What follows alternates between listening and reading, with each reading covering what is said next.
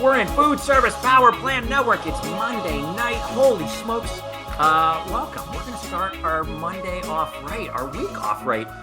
Everywhere I go, last week I was up in Seattle at the Bargain Ellingson event, and everywhere I go right now, all people can talk about is the NAFEM Show. You know, it has been 4 years, 2019, since we all got together in Orlando as a NAFEM community. And of course, we almost had the chance, and then it didn't quite work out, which was great. And now we're all getting ready to come back together in 2 weeks in Orlando, and people are fired up. Even as we go live, check this out. Alyssa is excited for this session. Evening, Alyssa. Kevin Coachman, NAFEM is going to be awesome this year. Heck yes. Well, hi, back. How are you? Kevin Pooch. I think that's Kevin. I'll bet you that's Kevin from FENS Magazine. What's up, brother? Tommy Lyons is in the house. Yo, Tommy, what's up, buddy? Maureen Slocum, goodness gracious, the best of the best here tonight. Stephanie, we're excited to see you. Kettner, how do you work happy? Good question. Look at this. Holy smokes. This is just a lot of excitement. Can't wait. Bringing the largest team. Excel Nisco's bringing the largest team they've ever had to NAFEM this year. Whoop, whoop. Look at this. Zena Dater's in the house. Jason Hartman. NAFEM will be awesome. Good Lord, this is going to be amazing. Chris Kringley, this evening will be fun. I agree. Everybody, welcome. We've got two of our industry's finest and funnest humans joining us tonight. Deirdre Flynn, Executive Vice President of NAFEM, is with us. And Rich Packer, he is the president of American Metalcraft, and he is the president of NAFEM for, I think it's 2 years. Rich will tell us a little bit about his role. We're going to get to learn about them. All things new with NAFEM, all the fun things to make sure you're dialed in for. Couple of things. Good evening. Can't wait to see you in a few weeks. Heck yes. Kevin's in the house. Countdown to the greatest show is on. 2 weeks in counting. Holy cow. Nick Slocum's in the house. Oh my gosh, man. I can't wait to see you. Give you a big hug. Couple things. Hopefully you're prepared. There's some people that have every booth they're going to visit already dialed in. It's in your schedule. It's in your calendar. You know the dinners you're attending. You know the breakfast you're attending. You know when you're going running. You know the booths you're attending throughout the day. And there are some people who are like, oh my gosh, NAFEM's coming. So, take whatever level of notes you need to be prepared for this NAFEM. You want to come in strong. You want to come in hot. You want to leave proud. All of that is the reason why we're doing this tonight. The reps are excited. Allison Cody's in the house. Heck yeah. So, also, ask questions. Obviously, the level of engagement right now is off the hook. This is so fun. If you've got questions for Dee and Rich, ask them. Some people, we did kind of a pre-interview question survey, and we got a few questions we're going to ask Dee and Rich. A couple of things. Thank you to the Zumba team. To Maureen and team, so many of them are here tonight for their partnership with FSPN to make these conversations and these positive mindset tools possible. To the Crave team who built the website. If you need support, if you need coaching, all these different things, positive mindset tools, go to fspowerplant.com. Go check it out. Thank you to the Crave team who've done a wonderful job with marketing so many things for us. Let's go find our special guests and make this happen. Deirdre Flynn and Rich Packer. Hi, you guys. Hey. Rich is drinking already. Here we go. It's going to get more fun as the minutes tick on. Or should I say Deirdre Flynn and Brad Paisley's in the house. Hey, how you doing? That's not a country accent, Rich. No, I'm not going to do that. I'm going to switch us around because I want you both. There we go. Listen, thank you both for joining us. I am sure you are both so busy getting ready for 2 weeks where we all descend on Orlando. First, let me ask this. How are you both doing with 2 weeks left? How you doing? Dee? Rich? What I tell people is these 2 weeks are like being surrounded by little tiny ankle biter dogs that are just following you around everywhere you go and nipping at you and reminding you about stuff. But it's all fun because the energy level is so high and people are so excited that we're back together and that it's happening that it's not even bothersome. It's kind of energizing to see how far ahead you can get of the next question or beat the person to the punch with what they're looking for. So it's been fun. It's been fun, but it's crazy. I won't deny it. It's crazy. My favorite is it's every other day is the phone call. What would you think if someone asked this question? Right. Okay. Let me strap on. Let's see what we're going to hear now. Yeah. My favorite, though, always is at the end of it, and Rich gets this too, I'm sure too. And it's not usually from members. It's usually from people that I don't know who are inquiring about the show or something like that. They'll say, "Oh, that's great. This is great information. Now, will you be at the show?" And you always want to say, "Oh, I don't know. I haven't decided yet." Or maybe I'll sit this one. No, I don't think so. I think I'm going to sit this one out. Or, I haven't. I got to look at my calendar and see if there's anything else going on. That always strikes me as being really funny. Yeah, it's like there was. Go ahead, Rich. My favorite is people in the office coming back and so, what are the show hours? Right. Okay, I'm going to pull it up on the website because I don't have them memorized, but it shows it right there. Oh. There was actually a discount on a Disney cruise plan that week, and it was a really good deal. So I'm going to catch the next NAFEM show. I love it. I love it. Hold on. Let me start. Egner. First round is on Egner in the Hilton Lobby Bar Wednesday, 5 p.m. Egner, we're holding you to it. Sweet. I love it. And I will mention real quick, we're going to do a little FSPN get-together. Very casual. Simple, casual. Come, say hi the night before the show, 8:30, Hilton Lobby Bar. There's going to be red wine and dark chocolate because both of them release endorphins, which are our brain's body's happy chemicals to pump us up for the show. Just an FYI. Okay, so real quick. Deirdre, can you just, for anyone who doesn't know you or your background, they're new to the industry, can you fill us in on kind of your role within NAFEM? And then Rich, everyone's like, wait a minute, it's not Brad Paisley, number one. Number two, I thought that guy was at American Metalcraft. What's the deal? Let's start with Dee, and then we'll get to you, Rich, on your role at NAFEM too. So for those of you who I haven't had the pleasure of meeting, I'm Deirdre Flynn. I'm NAFEM's Executive Vice President, which basically means that I get, along with 7 terrific colleagues, get to run the organization. So we plan all the programs and services that NAFEM offers to its members, our members being the manufacturers of commercial restaurant equipment and supplies. And my primary job is to work with the board of directors to help with strategic planning on where they want to take the association and then make sure that it gets implemented back at headquarters by our terrific service team. Love it. Great answer, Dave. That was good. Nice job. Thank you. Rich. Yes. Oh, was there a question?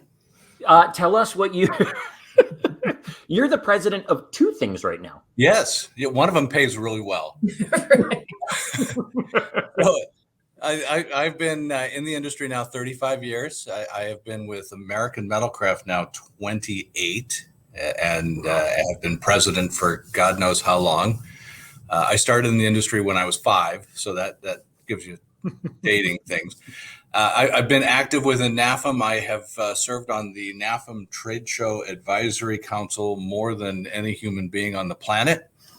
I hosted the 2019, I was the chair of the 2019 show and the pseudo chair for the 2017 show. So I've done a lot with NAFEM. I have recently now, and it's been since February of last year, I promised Dee I wasn't going to do a countdown. So since February of last year, I've been president of NAFEM. I have until February of next year. Again, I'm not counting down. And it's been an incredible opportunity. It's truly a learning opportunity for me as a small wares guy to be the president of our association. There's a lot of things that go out, as Jason, as you know from your company, there's a lot outside of tabletop and small wares, but it's been a fun challenge as well. I love it. I think there's going to be so many there this year in terms of that. And I mean, we're both going to be there. We're going to be, can't wait. The booth looks amazing. I know yours does. So many of our factories and so many different manufacturers are prepping. This is their moment. This is their shining spotlight time. Like everything I was reading, I was reading this, FENS's NAFEM planning guide. Well done, Maureen, Kevin, team, everybody. And Christine Guillot from FCSI, I think she was saying, this is our moment. This is what we planned 2 years for, and we're coming in ready. And this is true for the whole industry. So if you haven't booked your booth yet, you should call Deirdre and see if she has extra slots. But if she's there, that's assuming she's going to be at the show. I don't know. We'll find. Kevin Coachman with our buddy from KCL, of course. Rich, even though you're not in charge of the show, will this be the best NAFEM show ever? So we've talked about this now for the past 12 months. This is the Michael Jordan of trade shows. Yeah. NAFEM 23. This is going to be the GOAT. This is going to be the best ever. And frankly, it's been 4 years since we've been together. it's going to make it even more special. Absolutely. I agree. I love it. Can't wait for the show. Henry's buying beers. I don't know if that's our buddy Rob, but maybe Henry's still on the hook. Henry Penny, which should be great. Here's a question for you. Thank you, Deirdre. And I think it's a question. I didn't read it first. Thank you, Deirdre, CFSP, for the collaboration with Cutting Edge Online Training. What is the importance of education and the CFSP certification in our FE&S industry? P.S. Love the addition of education to the show this year. So what's the importance of education and the CFSP certification to the show? So CFSP was started I can't do the math that quickly, some 30 plus years ago.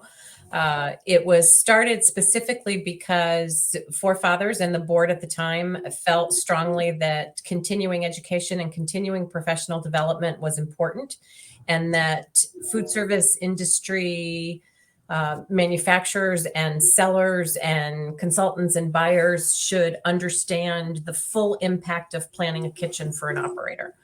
So it's a very comprehensive test. It requires industry participation as well as passing a formal examination. It covers all aspects. So you have to understand small wares. You have to understand utility calculations. You have to understand the heavy equipment side. You have to understand the history of the industry and the various facets, who makes up the channel, who makes up the customer base, all of that. And the importance of it was keeping people relevant, keeping people current, and making sure that the industry looks at the customer as providing the expertise necessary to have the operator prosper. So in recognition, there are about 1,300 people that carry the CFSP certification currently. A third of them are dealers, a third of them are manufacturers, and the balance is a mix of service technicians and consultants and operators and food service enthusiasts, consultants, business planners, business services providers. And we add about 300 to 400 a year, and then typically that number goes away oftentimes. Very much supported by the buying groups in the industry, and lots of member companies put teams of people or make it a requirement that their sales force is CFSP certified. And as a result of that, we kind of honor them at the show with the CFSP Business Center. And the CFSP Business Center is a special lounge for CFSP designees only, those who carry the designation only. And it provides them a place to relax, to network, to grab something to eat, grab a cup of coffee, host a meeting. There are meeting rooms that we provide to them too, away from the show floor when necessary. But the idea is it's to be a relaxation place for them when they need a quick minute off the show floor. We stopped doing education on the show floor for many years because so much of the education is the training and the display and the demoing that our exhibitors do in their booths. And we wanted the education to focus on the floor. This year, we've built a studio, a theater called At Center Stage. It's kind of reminiscent of the Today Show set. There's an anchor desk setting, and we'll have some anchor desk-led presentations. We'll have some panel presentations. So when you see Savannah and Hoda in the morning and they're sitting in chairs with their other co-anchors or people that they're interviewing, we'll have that kind of setup. And then there will be very quick, less than 10-minute one-on-one interviews with some key industry icons and leaders. And some will be moderated by some of the team members. Some will be NAFEM team members. Some will be moderated by our anchor talent, a woman out of the Tampa market who's a trained journalist who's going to really grill and ask the right questions to make the educational sessions worthwhile. So we have a session on what's happening in 3 key food service markets: K-12 schools, college and universities, and business and industry, with our great friend Shannon from Colorado and Shannon Solomon from Colorado, William Walker from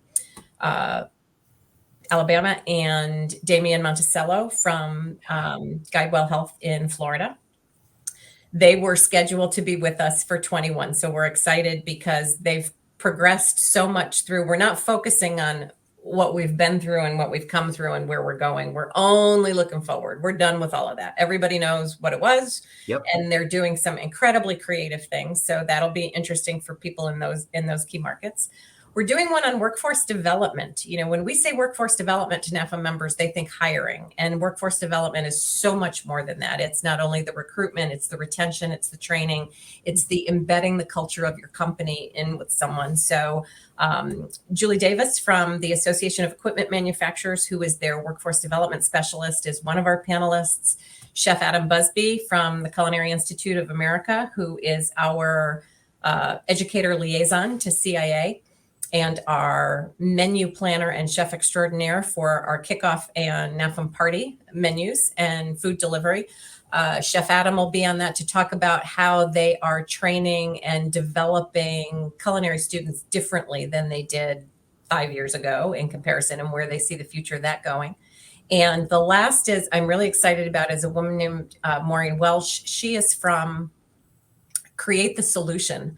And Rich and I had the opportunity to hear Maureen at the SHFM conference in the fall. And Maureen talks about how you embed the culture and you create the experience to make the new workforce want to be together, want to come back into the office, and what kind of community and experience and best practices and sharing you can do. So that's exciting. And then it wouldn't be an NAFEM event without a supply chain conversation. So Charlie Dorada, our VP of Regulatory and Technical Affairs, is leading a panel that includes 3 operators and our very own Dave Brewer from Middleby to talk about what's next in the supply chain and that whole whack-a-mole world that we've been living in overall. So those are our 3 big focus sessions. And on the last day, we bring Rich and Dave Stafford Jr.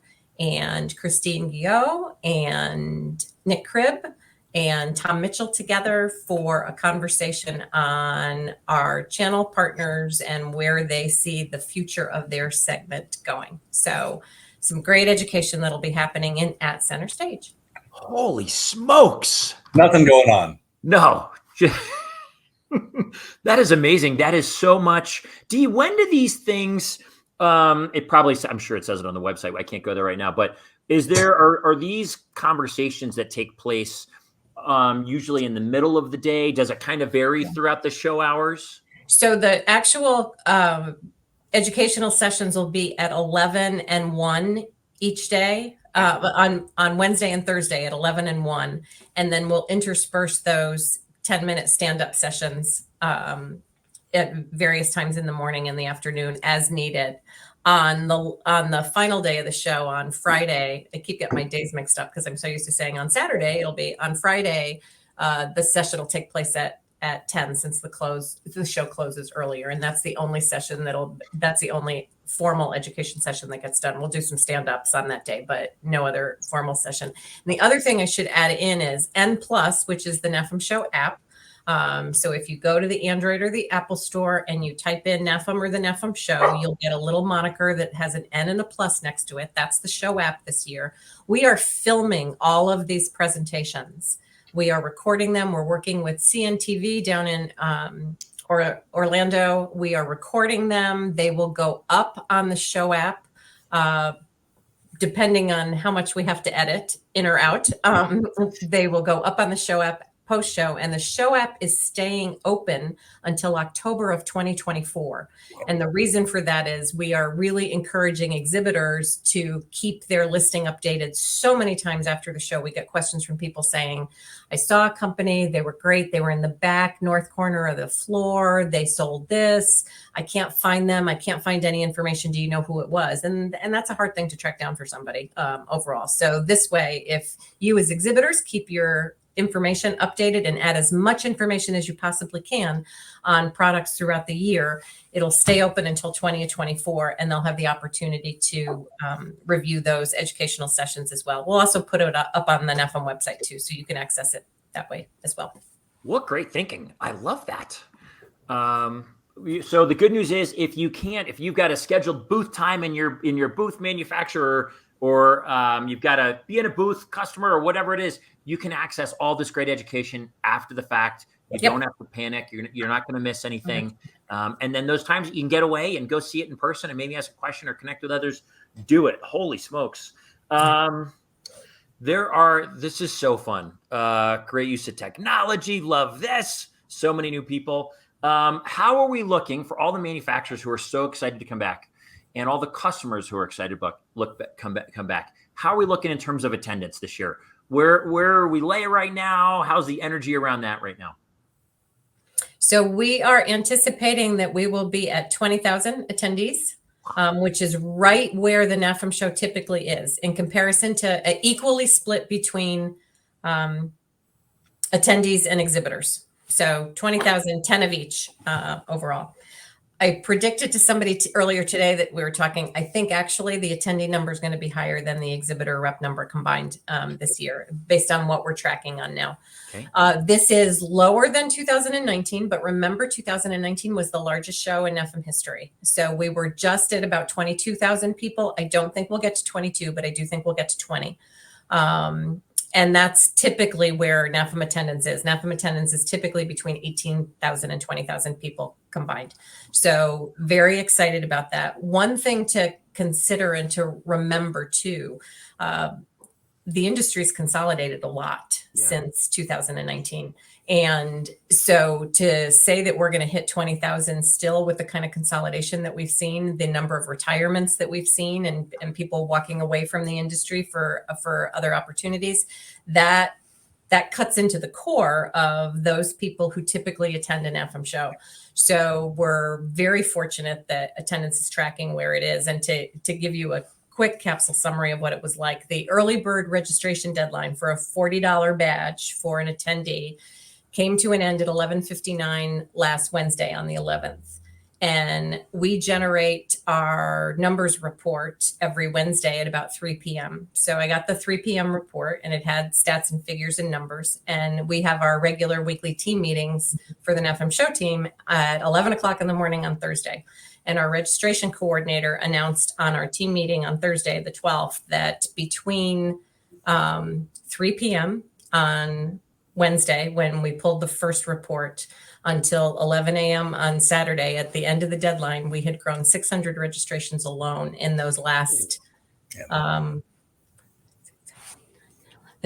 last 8 hours. Sorry, I was counting how many hours between 3 and midnight in those last 8 hours. So that tells you what it told us was our decision to make the early bird deadline as close to the show as we possibly could because of how people plan their travel, their opportunity to participate in things made all the difference in the world. And people did everything else first. The hotel numbers were out of control. And we knew that people were coming because everybody had booked their housing, but we weren't seeing it in the registration numbers in the same way until right before the holidays. And then it's consistently picked up in between the week before Christmas and now. So exciting. Oh, cow. I can't wait for this week's report because that means the number's going up again. So it's all good. Can't wait to hear it. You know, I love Maureen's comment. Absolutely. Great numbers and quality over quantity, right? There has been so much attrition, so much change, merging of company, all of these different things play into all of it. And you're right. It's going to be the people that we want there. It's going to be just amazing. And Rich can attest to that. I mean, he's been around the show long enough that NAFEM never sacrifices quantity for quality. That's never been NAFEM's goal with that show. And I think back in the early day when I started with the show long before he did, and the conversation always was that the universe of people who could come to the NAFEM show was hundreds of thousands of people. And truth be told, that wasn't the case. No. Those people who were specific to equipment and supplies buying in those days are the same quantity of people that are responsible for that today. And in some instances, even a smaller number because of changes in how companies go to market, how they staff, how they hire, and who's got responsibility. Not uncommon today that somebody that's responsible for equipment and supplies procurement is also responsible for the food side, too, in a lot of places. So it's always been quality. I think, Rich, you can attest to that even more. That's one of the things that one of the metrics that people use is this attendees per square foot. And you look at it and go, okay, how crowded is that show? And the beauty is our footprint is so large based on the number of people we have that the show it'll always feel welcoming, but you won't be like jam packed in there like you are in some other shows, that you have that freedom to actually have real conversations and real in-depth conversations with key players. That's something we've watched for years is that square foot per person ratio. It's very important to us. Well, I think you're nailing it right there. There was some great question. Can't wait to see what innovations from NRA have staying power, plus new emerging technologies from back of the house to innovative front of the house. Can you talk about anything, just new technologies? How much will things look different from a technology product perspective, from your thought, from where you stand, this show versus 4 years ago? Wow. Well, I think you're going to see, if there was one good thing that came out of the pandemic, it proved that the industry could be flexible and that the industry could innovate, because you had to make so many adjustments and changes to meet the needs of those operators who were changing constantly to meet their customers' needs and to stay afloat, quite frankly.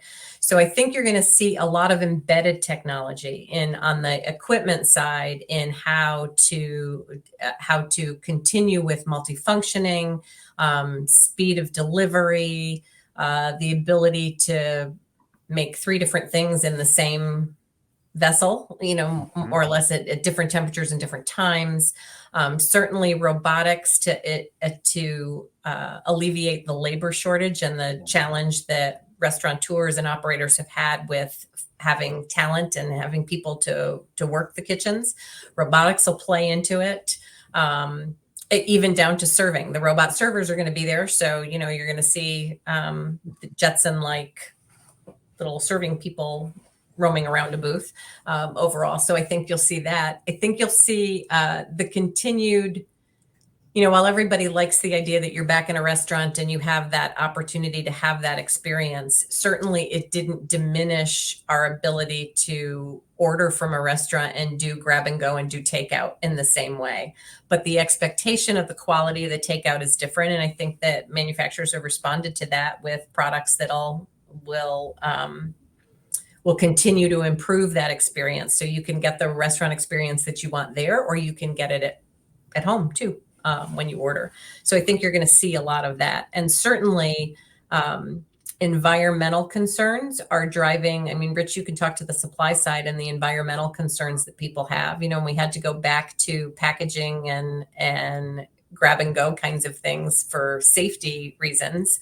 That also was an opportunity for shifts and new products and changes in how things are delivered in such a way that it still has that same ambiance and that same look that you would get if you were experiencing an in-person dining experience. So I think that's what you'll see more of. So you'll see more new products. Food lockers continue to be popular. You're going to continue to see that overall, and kiosk ordering and use of technology and in apps, and you carry the world. We were talking in the office today about something going viral through kids or something like that, and it's like, what do you expect? Everybody has a camera and everybody has the opportunity to tell the world what they're doing or what they're eating or what they're seeing. So you'll see a lot of things that are very handheld based in terms of things overall. If I could just throw in on that, this is a unique show for us. It's been 4 years. We used to joke going back and forth. We'd come to the show, and whether it's the 15th show or the 17th show, and we'd have the new innovations on the equipment side was we have a red knob instead of a blue knob or instead of a black knob. The innovations were like minor stepping stones. This is a 4-year window since we were all together. The amount of change this industry has seen during that time is incredible. I mean, it'll feel like NAFEM, it'll be like NAFEM, but it's going to be so much different than what it was in 2019. And that's what I'm truly excited about. I know my company has introduced 1,000 products since 2019. Wow. So my booth will look nothing like it did in 2019. That's what we're seeing: creative, unique, new things. And the responsiveness by our members has been just like nothing we've ever seen before. I'm truly excited to see what everybody's put together. Yeah, I think for the first time, customer and consumer demands are driving the innovation too. Like Rich said, it's not just new to my company or a new knob on something or a new color or maybe the handle slightly different. Instead, it's you're looking at the data and you're looking at the customer feedback that you're getting at the operator level, and then making that demand back to run the operation better. So that innovation is coming through from manufacturers. And I think you're both right. It is happening faster than ever. The amount of automation and innovation and technology and robots, it's awesome is what it is. It's really awesome to be able to respond that quickly to the needs of the market. Absolutely. And the industry Also, is, go Rick. Just another side is the fact that we never stop thinking about the show, that we haven't had 23 yet. And we've already got a schedule for the 25 show where in June, the board is going to meet in Washington, D.C. And our number one topic of discussion is maintaining relevance and enhancing the 25 show. Is what can we do to make it even better and stronger? So we're not even done with 23, and we got plans for 25, 27. That's what's really cool about this organization, and the fact that the show is owned by us. It's our show. I love it. You're thinking ahead. I wonder, I'm sure you're going to have so much feedback. Here's a question. I didn't ask it in my questions to you, but how do everyone who's coming to the show, all 20,000 of us, is there a place where people say, hey, next year, I hope, or in 2 years, I hope we can see this, or this was great. I really love this aspect. How do we, develop this a little bit more? A place for that kind of feedback? Oh yeah. We do extensive exhibitor and attendee surveys. Right. Post-show, where there's an opportunity for you to rate everything that you experienced in a couple weeks, and then what would make you say instantaneously, yes, I am coming to the 25 show. And I will bring colleagues, and I will spread the word, and I will do all of that. And those surveys go out to every attendee and every exhibiting company to get that feedback. And they really do read them. And we've made lots of changes as a result of that in terms of what's offered at the show. I think that the surveys that we get are some of the most valuable tools that we have. It's if we can get past the person who kept getting cold coffees and has to put that in the survey, and look at some of the more constructive stuff. It's been huge for what we've used over the past several shows. Yeah. I love it. You can't move forward without really feedback, being able to respond to it. Robert Foster. Hey, Robert. Robert used to be with Burger King. He was with Subway. I think he just started his own consulting firm in the industry. Is there any focus on helping brands manage their technology stacks and automation? What are brands doing to run the day-to-day after there is automation? I don't know. Good question. Do either of you know? Great question. I don't know either. I would say that that's a question for your manufacturers and the technology they have in their products to how it works. Now NAFEM kind of coordinates some of that through our technical liaison committee. And there's a subgroup within that talks to automation overall, but that's really a question for the manufacturer on the floor. I know of a great show in a couple weeks that Robert's going to get an answer at that What's show. that? It's in Orlando. And what if I haven't registered my booth yet? Can I still do that? That's what I'm curious. No. I'm just Booth sales ended on January. You're just going to be standing in the booth by yourself? No, just for the record, we totally have a booth. We were joking ahead of time before we went live about the people who call like a week ago and are like, "Hey, can I still get a booth?" I see you have a show coming up. I'd like to exhibit. That's great. Here's a question: why doesn't NAFEM? Well, we're going to rephrase this question. Why doesn't NAFEM rotate locations anymore? I guess a question is, where are the next couple NAFEMs? We do rotate. So part of the challenge with rotating is the NAFEM show only fits in 5 cities currently. They have enough physical floor space for us to conduct the show. And one of those cities comes out of contention, and it goes down to 4 because Dallas is a 2-level conference center, expo center, and NAFEM wants 1 contiguous floor. So that was always a challenge for us when we were in Atlanta, because in Atlanta, you used to have to go up across the bridge and down to connect the B and C halls. They weren't on one level necessarily. The last time the show was in Atlanta was 2007. And that was a challenge for people because a lot of people attending said, I didn't realize there was stuff in the C hall. I spent all my time in the B hall, and that was overwhelming for me there, let alone. So there are places that we don't fit. We were in Anaheim in 2015. We outgrew Anaheim. We couldn't house all of the exhibits that we have at the show if we went back to Anaheim. And Anaheim has to extend that convention center, and they are extending it, but they're extending it with a separate building across a walkway, and that won't work for us either. So we fit in Chicago, we would fit in Orlando, we would fit in Las Vegas, and we would fit in Atlanta. Atlanta has built a connector, so Atlanta is now one contiguous floor, and that's why we fit, and that's where we're going in 2025. And we fit New Orleans, and that's where we would go in 2025. That's where we will go in 2025. Vegas doesn't want us because of our day pattern, and Vegas is booked through I think 2039 or so. The only building that's available is a building that has very low ceilings and lots of pillars on the show floor, and that doesn't work for us from a layout perspective. Yeah. So in 25 we go to Atlanta, and New Orleans doesn't have space for us until 2033. So we are currently working on locations for the 30s, 31, 33, 35. We are in Atlanta in 25. We're back in Orlando in 27. We're back in Atlanta in 29. And then it's a TBD on 31, 33, 35. Wow. I love it. We don't fit in Louisville. We don't fit in Denver. We need more than 1 million gross square feet of space to put on the NAFEM show.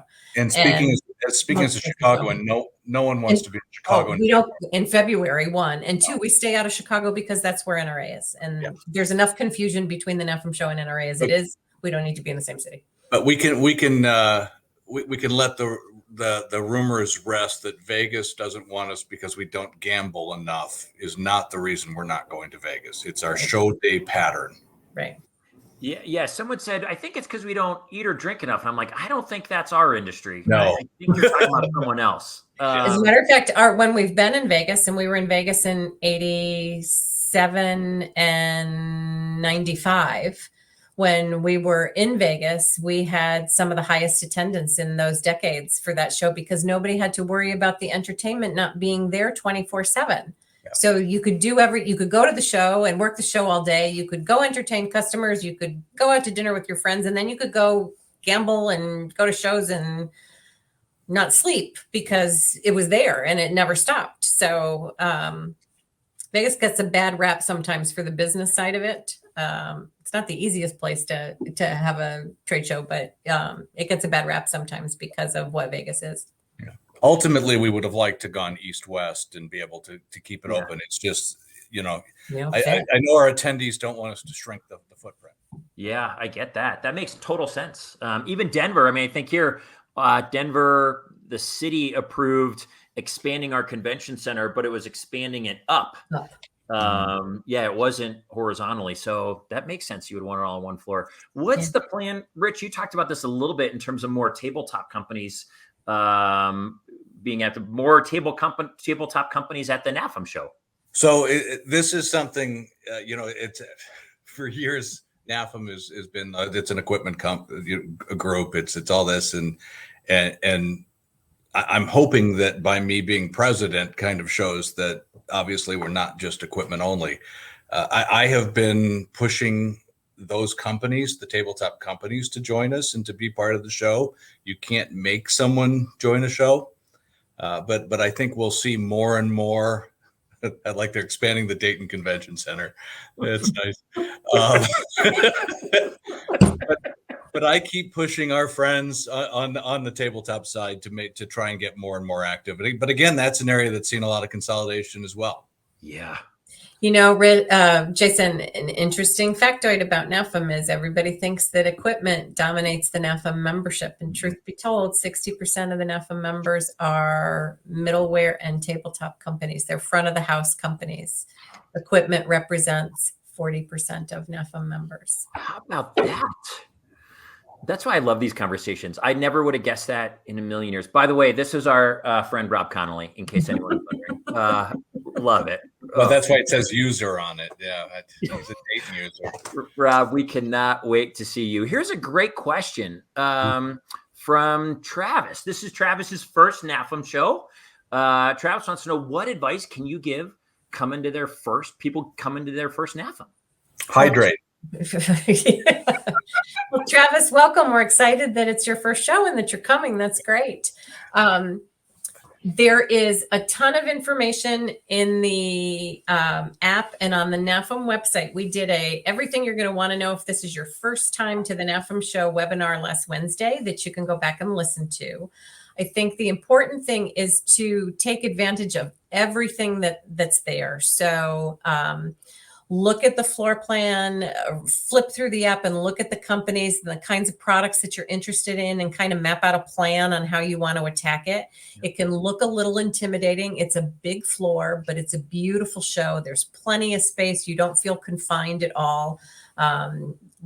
All the people that you want to see are going to be there, that you're going to want to talk to from the manufacturer perspective are going to be there. So that's the important part too. You're talking to people who can really give you the answers and talk specifics with you about the products that are there that can help you in your operation. Always good to check out this stuff at Center Stage. There are lounges on the floor. There are 3 lounges on the floor where you can take a break. The NAFEM booth, which is where we are co-locating MOFSE, FIDA, CEFESA, and FCSI in the NAFEM booth, which is in the center of the floor. And that's a great place to come and ask questions, find out more about the industry. If you're looking for something in particular that you can't seem to find, we're in that booth to help guide you through that overall. And then, of course, the kickoff and the NAFEM party are really cool ways to network overall. So that's what I would say would be a benefit to a first timer, not to be afraid of it or intimidated by it. Wear comfortable shoes and just enjoy. It's really a beautiful show and it's a lot of fun too. And it's bring your questions because the people in the booth are there and capable of answering the questions. You've got principals of almost every company that's going to be there in that show. And thank you for the Monday Night Football update. Well done, whoever that is. That's incredible. Really, really well said. Here's a great question. I know we're going to wrap up in a few minutes, but Kevin, our buddy Kevin, for all the exhibitors, please remind them about social purpose options, leftover food, tabletop smallwares included this year too. Can one of you mind expanding on that? Yeah. So exhibitors, please pay attention to the information in your exhibitor service kit. As in the past, we have always had an opportunity for anybody that uses food, cooks, demonstrates for you to be able to donate what you don't use to local food pantries and shelters there. And the Orange County Convention Center coordinates that for us. This year, we've added a second opportunity. Annabelle's Closet is a local organization that Kevin and Eve Coachman brought to our attention, which is wonderful, that helps families who are looking to relocate and get reestablished after suffering through domestic violence. So there is a whole laundry list of products that Annabelle's Closet would, if you have them available and are looking to donate product.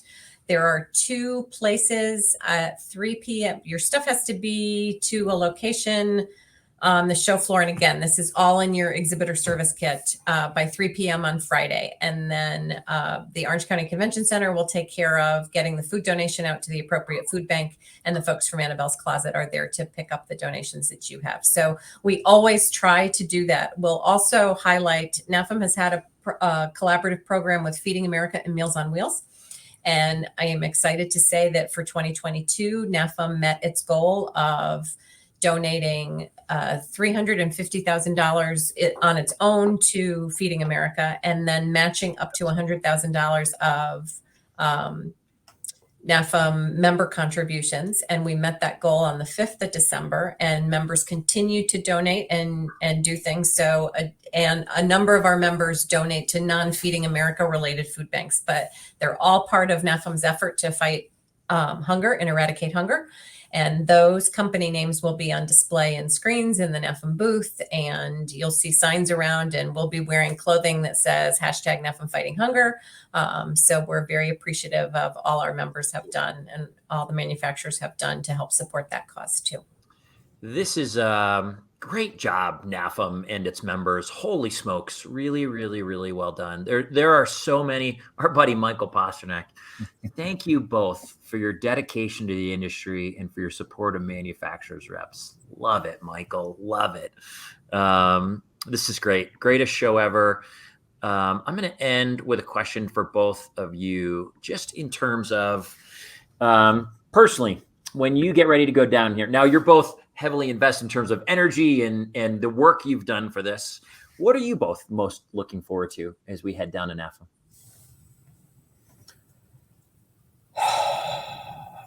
Wow. Well, I've been celebrating dry January, so I'm looking forward to it being over. So you get to start what? Wednesday? Is Wednesday the 1st? I don't know. I think once I get to Florida, it's on. Okay, there we go. Dry-ish January or dry January-ish. Right. There we go. No, it's funny. You look to the show. We haven't had a real year. We haven't had that real bonding time that we all get in traveling and doing things. And I'm just really excited about getting there and seeing everyone and being together and feeling 100% normal again. And I think that's what I'm going to get from this one. Love it. So I had the opportunity to do a podcast with folks from Cefesa on Friday. And they asked me that very same question. What do you like most? What's your favorite part of the show? And I said that my favorite part is when we're down on the floor at 9:00 on day one, and the show is officially open and the doors open, and you watch that stream of people coming down the escalator onto the floor, and people are just pumped and excited, and they're determined. They're off to the races to be the first into that booth where they have their questions, and just knowing that everything was pristine and ready to go and it's there. That's my favorite part. And on the counter side, my most depressing part of the show is at 3:00 on Friday when we're standing at the door saying thanks for coming and goodbye to everybody as they're walking off. And it takes 5 days to set that beautiful show up, and it takes 10 minutes for people to trash it. And I have to walk off the floor because it's too depressing. So I'm going to do my best to come find you in that moment and give you a little hug in your moment of depression. Here we go. Look at all the shout outs. Great job to you, to your teams. You have an entire industry who has been cheering you on and in eager anticipation of what you would help put forward for all of us to get to engage in and learn from. And now as we get ready, hearing all these fun things, we couldn't be more excited and more in a spirit of gratitude for all the work you've done. I know it's been a lot. It's been a nutty 4 years. And we're finally here, and you both, I hope you feel our praise and our acknowledgement and our thankfulness. And let me end with this. A question or Rich, I'll let you say something at the end. But our buddy Steve Spittle wants to know, great conversation and insight. Thanks, Jason, Rich, and Dee. I'd like to know, though, if Rich will be available in the NAFEM booth for pictures at some point during the show. That is a great question, Steve. Not if I see Steve first. No.